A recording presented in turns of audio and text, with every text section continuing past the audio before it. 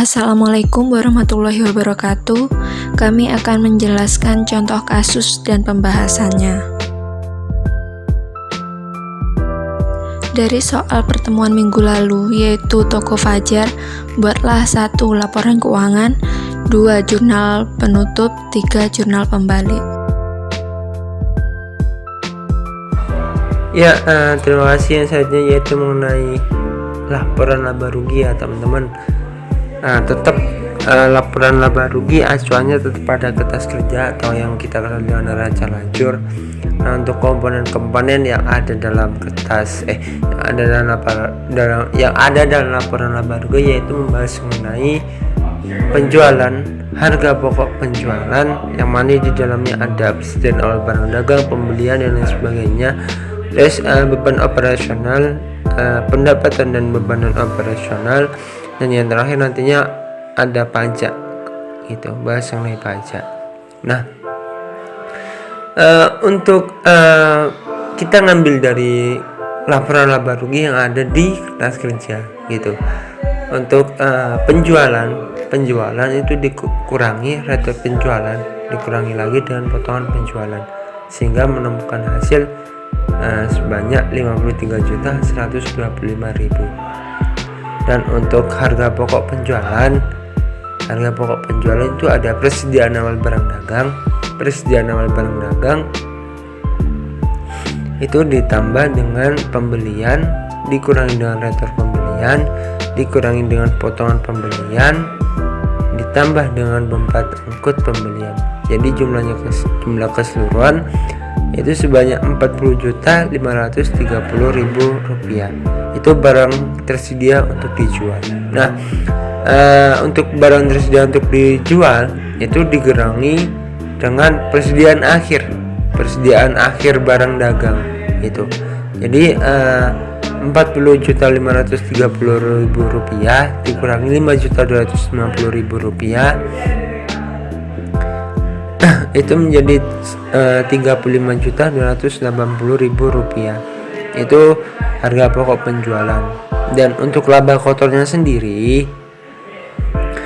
antara penjualan tadi sebanyak 53.125.000 itu dikurangi dengan harga pokok penjualan sebanyak 35.280. Jadi hasilnya sendiri yaitu sebanyak 17.845.000. Nah, itu untuk laba kotornya. Dan beban operasional, jadi semua beban yang ada di laba rugi yang ada di kertas kerja itu dimasukkan semua. Terkait beban-beban itu dimasukkan semua hingga jadi total beban sebanyak 12.757.500 perak. Jadi itu 12 juta ya. Nah, untuk yang laba kotor itu dikurangin beban-beban. Yang laba kotor sebelumnya 17.845 dikurangi 12.700 sekian, itu menemukan hasil sebanyak 5.087.500 rupiah. Itu ya. Terus ada lagi terkait pendapatan dan bebanan operasional, yaitu pendapatan apa?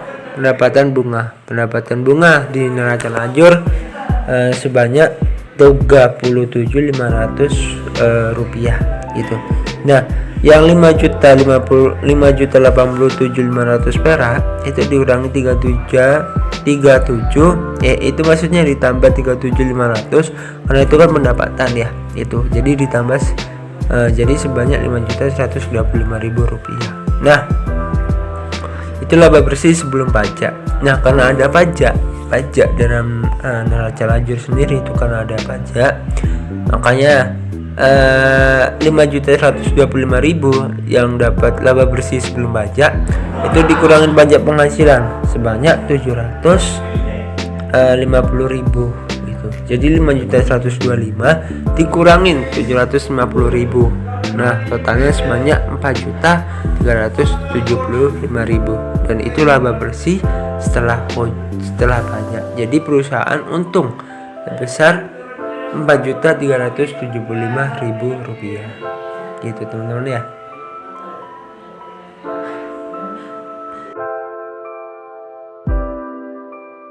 Selanjutnya pengisian laporan perubahan ekuitas.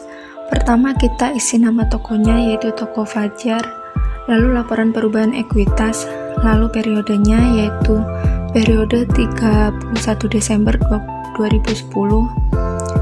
Di laporan perubahan ekuitas ada 3 kolom. Kolom pertama berisi nama akun, kolom kedua berisi nominal dari laba bersih dan prive, kolom ketiga berisi nominal modal awal, kenaikan modal atau penurunan modal, dan modal akhir. Pertama modal M Fajar S, ini modal awalnya ya, sebesar 22 juta dapat dilihat pada neraca akhir pada nama akun modal. Laba bersih sebesar 4.375.000 dapat dilihat pada laba bersih setelah pajak di laporan laba rugi. Prive M Fajar sebesar 500.000 dapat dilihat pada neraca akhir pada nama akun prive. Lalu laba bersih 4.375.000 dikurangi prive 500.000, totalnya 3.875.000 dinamakan kenaikan modal. Apabila ketika pengurangan laba bersih dan prive totalnya minus, maka dinamakan penurunan modal. Kemudian modal M Fajar sebesar 22 juta ditambah kenaikan modal 3.875.000, totalnya 25.875.000 dinamakan modal M Fajar 31 Desember 2010 atau modal akhir. Lanjut pengisian laporan posisi keuangan atau neraca. Pertama kita isi nama tokonya yaitu Toko Fajar, lalu neraca, lalu periodenya yaitu periode 31 Desember 2010. Di neraca ini ada 6 kolom, 3 kolom untuk aset dan 3 kolom untuk kewajiban dan ekuitas. Untuk pengisian aset kita bedakan antara aset lancar dan aset tetap. Pada aset lancar kita pindahkan dari neraca akhir di worksheet ke neraca. Totalnya 13.375.000. Lalu aset tetap kita pindahkan juga dari neraca akhir di worksheet ke neraca. Pada aset tetap, akumulasi penyusutan peralatan toko dan akumulasi penyusutan kendaraan itu minus. Jadi cara menghitungnya, peralatan toko dikurangi akumulasi penyusutan peralatan toko ditambah kendaraan lalu dikurangi akumulasi penyusutan kendaraan. Totalnya 15.600.000. Lalu total aset lancar dan aset tetap ditambahkan, jadi total aset sebesar 28.975.000. Untuk pengisian kewajiban plus ekuitas, pertama kita mengisi kewajiban. Pada neraca akhir di worksheet ada 2 kewajiban yaitu utang usaha 2.550.000 dan utang pajak 550.000. Total kewajibannya 3.100.000. Lalu pengisian ekuitas. Di sini modal M Fajar 25.875.000. Modal ini adalah modal akhir dari laporan perubahan ekuitas. Kemudian total kewajiban 3.100.000 ditambah total ekuitas 25.875.000. Total kewajiban plus ekuitas 28.975.000. Antara total aset dan total kewajiban plus ekuitas harus balance. Baik, pembahasan yang selanjutnya yaitu tahap pencatatan ke jurnal penutup studi kasus pada Toko Fajar. Jurnal penutup ini dibuat pada akhir periode akuntansi untuk menutup akun-akun sementara atau akun-akun nominal.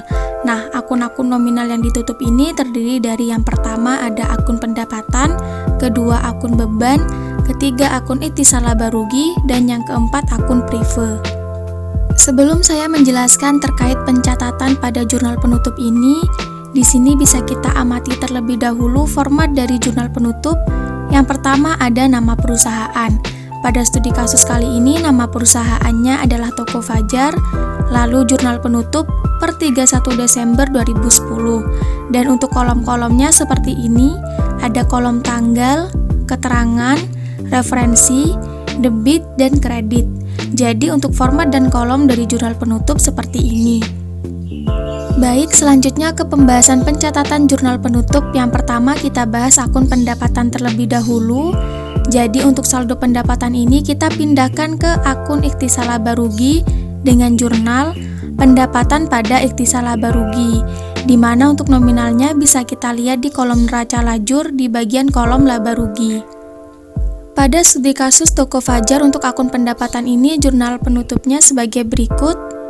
Pendapatan bunga sebesar 37.500 pada ikhtisar laba rugi sebesar 37.500. Nah, kenapa di sini akun pendapatan ada di sebelah debit, padahal kan posisi normalnya di kredit kan? Ini yang dimaksud dengan menutup akun-akun nominal. Jadi nanti waktu jurnal penutup ini diposting ke buku besar, saldo akhir dari akun pendapatan ini menjadi 0, karena normalnya di kredit. Lalu waktu kita posting dari jurnal penutup ini, akun pendapatan di posisi debit, maka akan mengurangi nominal di kredit dikurangi dengan nominal di debit.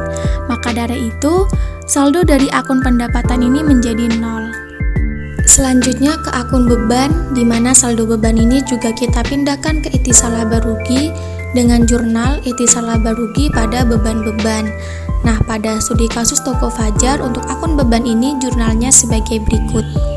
Ikhtisar laba rugi sebesar Rp13.607.500 pada beban angkut pembelian sebesar Rp850.000, pada beban gaji toko sebesar Rp4 juta, pada beban gaji kantor sebesar Rp2 juta, pada beban sewa toko sebesar Rp1.350.000, pada beban listrik dan telepon sebesar Rp720.000, pada beban umum dan rupa-rupa sebesar Rp650.000, pada beban perlengkapan toko sebesar Rp600.000, pada beban perlengkapan kantor sebesar Rp150.000, pada beban iklan sebesar Rp480.000, pada beban administrasi bank sebesar Rp7.500, pada beban asuransi toko sebesar Rp400.000, pada beban penyusutan peralatan toko sebesar Rp600.000, dan pada beban penyusutan kendaraan sebesar Rp1.800.000.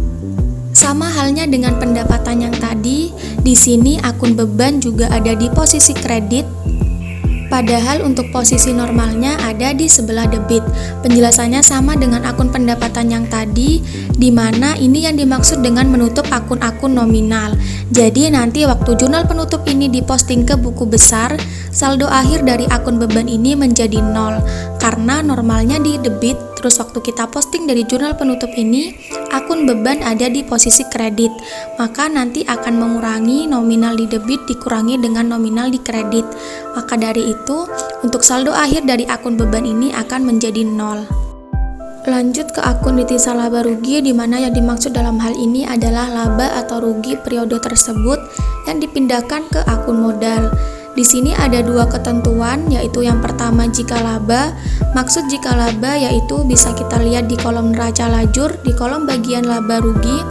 Apabila nanti di total akhirnya menunjukkan laba, maka jurnalnya sebagai berikut. Ikhtisar laba rugi pada modal. Namun jika rugi, maka jurnalnya tinggal kita balik posisinya, yaitu modal pada ikhtisar laba rugi. Nah, pada studi kasus Toko Fajar untuk akun ikhtisar laba rugi ini, jurnalnya sebagai berikut.